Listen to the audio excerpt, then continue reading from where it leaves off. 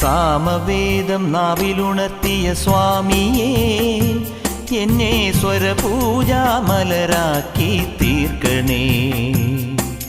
സാമവേദം നാവിലുണർത്തിയ സ്വാമിയേ, എന്നെ സ്വരപൂജാമലരാക്കി തീർക്കണേ. തത്വമസി പൊരുളേ, നിത്യസത്യദയാനിധിയേ, ഇനി കൽപ്പാന്തമിഴിതൾ തുറന്നീടണേ.